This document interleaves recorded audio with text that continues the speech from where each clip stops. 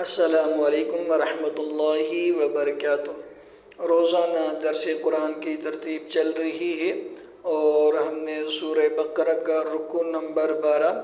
اور آیت نمبر 101 ہم نے کمپلیٹ کی تھی۔ آج ہم آیت نمبر 102 سے ہم پڑھیں گے۔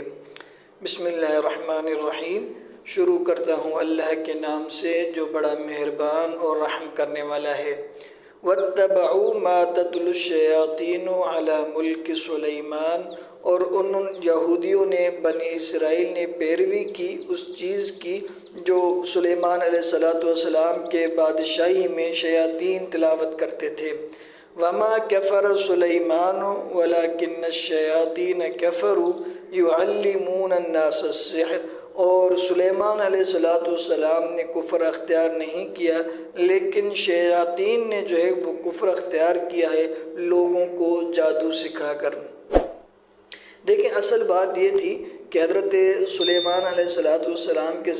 زمانے میں جو ہے جو بنی اسرائیل تھے، جو یہودی تھے، وہ جادو کے پیچھے پڑ گئے۔ کچھ شیاطین نے، اب شیاطین کے اندر انسان بھی ہو سکتے ہیں، جنات بھی ہو سکتے ہیں، ان بنی اسرائیل کو یہ بات بتائی کہ یہ جو سلیمان علیہ السلام کی بادشاہی ہے، یہ حکومت ہے، یہ تخت و تاج ہے، یہ سارا کا سارا جادو پر مبنی ہے۔ ٹھیک ہے، اگر تم بھی جو ہے وہ جادو سیکھ لو گے، تمہیں بھی یہ بادشاہی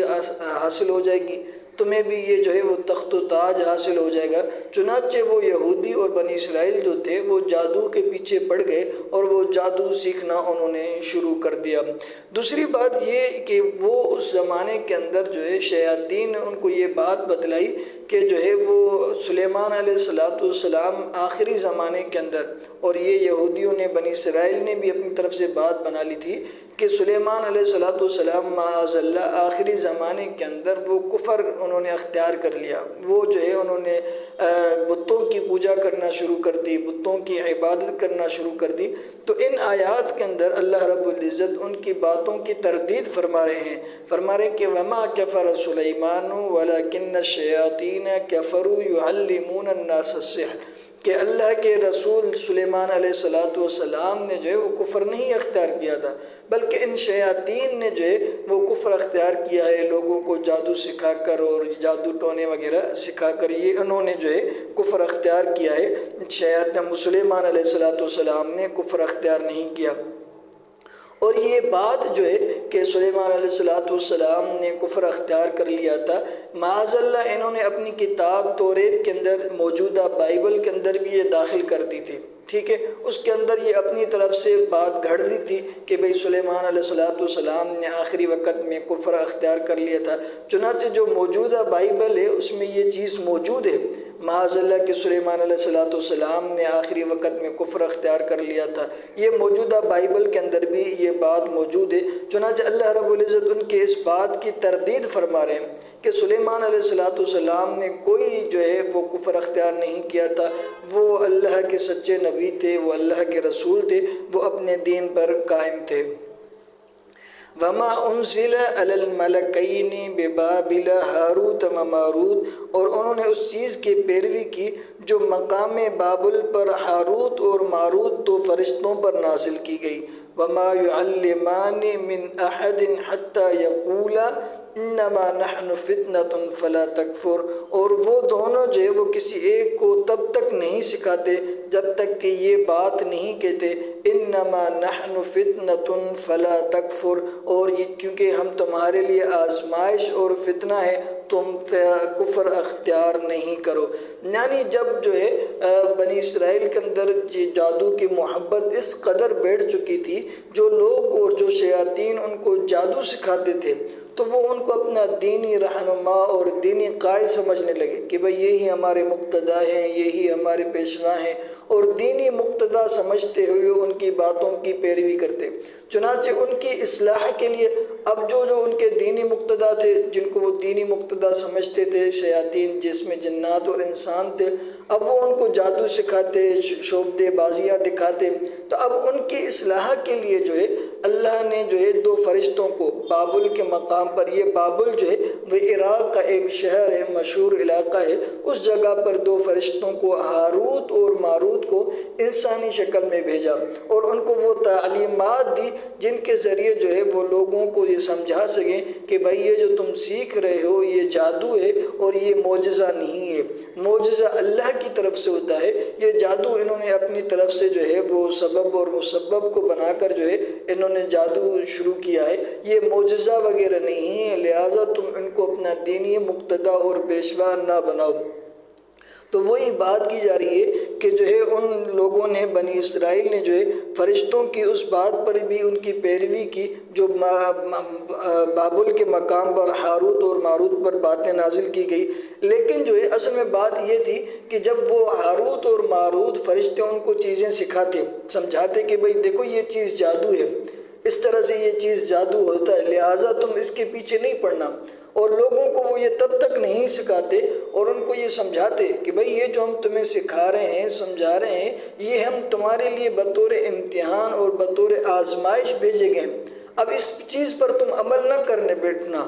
یہ تم جادو ہم سے سیکھ کر جو ہے وہ تم جو ہے اس پر عمل کرنے بیٹھو اور اس کو اپنی زندگیوں میں لانے لگو، اس طرح نہیں کرنا، ہم تمہارے لیے بطور آزمائش اور بطور امتحان نازل کیے گئے۔ چنانچہ جب وہ لوگوں کو سکھاتے تو یہ باتیں کرتے، پھر ان کو یہ سمجھاتے کہ بھئی دیکھو اس طرح یہ جادو ہوتا ہے، تم اس کے پیچھے نہیں پڑنا۔ فَيَتَعَلَّمُونَ مِنْهُمْ مَا يُفَرِّقُونَ بِهِ بَيْنَ الْمَرْءِ وَزَوْجِهِ، بس وہ سیکھتے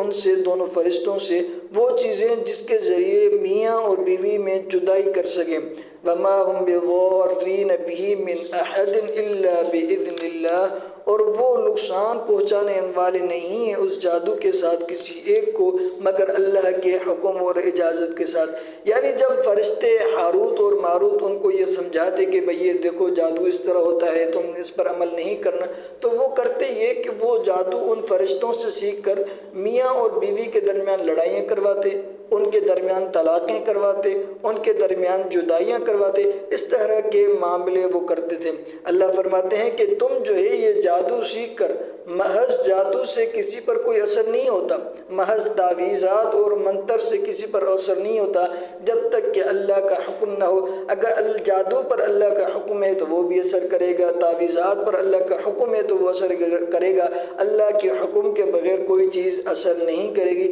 کیونکہ دیکھیں یہ امتحان گاہ ہے، یہ دنیا آزمائش گاہ ہے، امتحان گاہ ہے۔ ظاہری بات ہے جب گناہ کرنے والا گناہ کرے گا تبھی تو اس کو سزا ملے گی، نیک اعمال کرنے والا نیک اعمال کرے گا تبھی تو اس کو جنت اور ثواب ملے گا۔ تو لہٰذا جادو جو ہے وہ اپنی مرضی سے اثر نہیں دکھاتا، وہ بھی اللہ کے حکم سے اثر دکھاتا ہے۔ وَيَتَعَلَّمُونَ مَا يَضُرُّهُمْ وَلَا يَنْفَعُهُمْ، اور وہ سیکھتے تھے ان سے وہ چیزیں جو ہے وہ جو نقصان نہیں پہنچا سکتی، وَلَا يَنْفَعُهُمْ، اور نہ نفع پہنچا سکتی ہیں، نہ وہ جو ہے کسی اور کو نقصان پہنچا سکتے ہیں نہ نفع پہنچا سکتے ہیں مگر اللہ کے حکم سے۔ وَلَقَدْ عَلِمُوا لَمَنِ اشْتَرَاهُ مَا لَهُ فِي الْآخِرَةِ مِنْ خَلَاقٍ، اور تحقیق وہ جانتے ہیں کہ جو انہوں نے خریدا ہے وہ ان کے لیے دنیا آخرت میں کوئی حصہ نہیں ہے، یعنی یہ جادو کرنے والوں کے لیے، یہ منتر سیکھنے والوں کے لیے آخرت میں کوئی حصہ نہیں ہے، ان باتوں کو وہ جانتے ہیں۔ وَلَبِئْسَ مَا شَرَوْا بِهِ أَنفُسَهُمْ، اور بہت ہی برا ہے وہ جس کے بدلے میں انہوں نے اپنے جانوں کو بیچ ڈالا ہے، لَوْ كَانُوا يَعْلَمُونَ، کاش کہ وہ جان لیتے۔ وَلَوْ أَنَّهُمْ آمَنُوا وَاتَّقَوْا لَمَثُوبَةٌ مِّنْ عِندِ اللَّهِ خَيْرٌ، اگر وہ ایمان لے آتے اور تقوی اختیار کرتے، لَمَثُوبَةٌ مِّنْ عِندِ اللَّهِ خَيْرٌ، تو اللہ کی طرف سے ملنے والا ثواب جو ہے وہ ان کے لیے بہتر ہے، لَوْ كَانُوا يَعْلَمُونَ، کاش کہ وہ جان لیتے۔ حالانکہ پہلے فرمایا گیا کہ یہ لوگ جانتے ہیں کہ بھائی جو شخص جو ہے وہ جادو اور سیکھتا ہے، یہ طریقہ کار، یہ سارے اعمال سیکھتا ہے، اس کا آخرت میں کوئی حصہ نہیں ہے، ٹھیک ہے، ان کو یہ بات معلوم ہے، لیکن آخر میں فرمایا کہ لَوْ كَانُوا يَعْلَمُونَ، کاش کہ یہ جان لیتے۔ اس کا کیا مطلب ہے کہ بھائی کاش کہ یہ جان لیتے، حالانکہ اوپر فرمایا گیا کہ وہ جانتے ہیں، تو اس کا مطلب یہ ہے کہ ایسا علم جس علم پر جو ہے عمل نہ کیا جائے تو وہ علم نہیں کہلاتا، ٹھیک ہے، وہ ایسے لغو چیز ہے۔ اگر اس علم پر عمل کیا جاتا ہے تو پھر وہ علم حقیقتاً علم کہلاتا ہے، ورنہ علم نہیں کہلاتا۔ لہٰذا ان کی باتوں کو بھی اس وجہ سے کہا گیا کہ وہ باوجود علم ہونے کے اس پر عمل نہیں کرتے، گویا کہ وہ نہیں جانتے ہیں۔ اللہ سے دعا ہے اللہ عمل کی توفیق عطا فرمائے۔